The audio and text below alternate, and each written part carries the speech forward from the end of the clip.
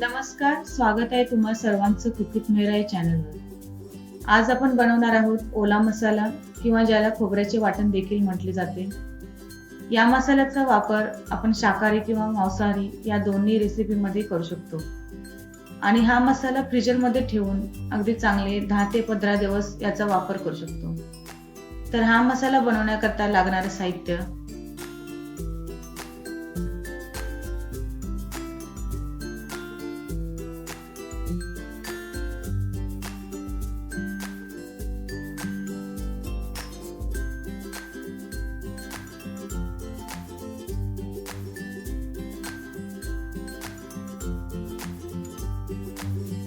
सर्वप्रथम आपण एक पॅन गरम करून त्याच्यात खसखस भाजून घेऊयात.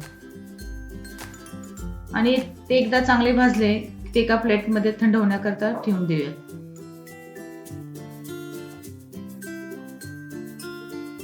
त्यानंतर आपण भाजणार आहोत जिरे.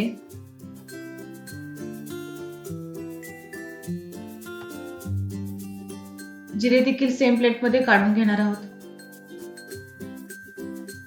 त्यानंतर पांढरे तीळ अगदी तडतड असा आवाज येईपर्यंत ते भाजून घेऊयात.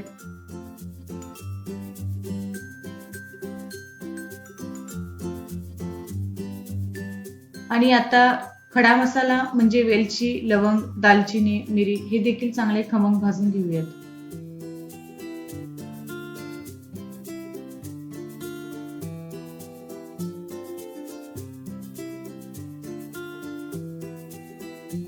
त्यानंतर सुके खोबरेही खमंग भाजून घेऊयात.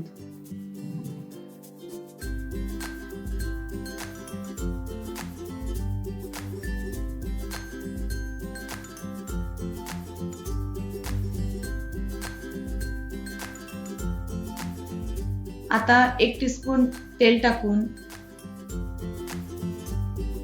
त्याच्यात कांदा टाकून कांदाही चांगला परतून घेऊयात.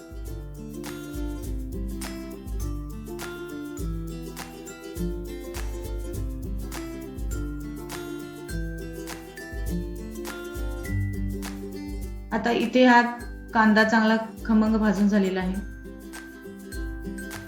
आता हे सर्व मसाले आणि खोबरे थंड होऊ द्या. आता एक एक करून हे सर्व भाजलेले मसाले आणि ओलं खोबरं, कोथिंबीर, आलं, लसूण हे सर्व काही एका मिक्सरच्या भांड्यात टाकून घेऊयात. त्याच्यात थोडे पाणी टाकून हे मिक्सर मधून काढून घेणार आहोत.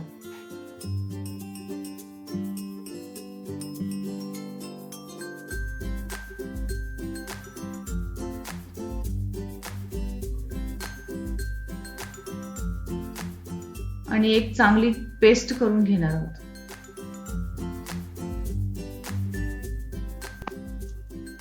आता ओला मसाला तयार आहे. हा सर्व मसाला 1 किलो चिकन किंवा मटणाकरता योग्य आहे.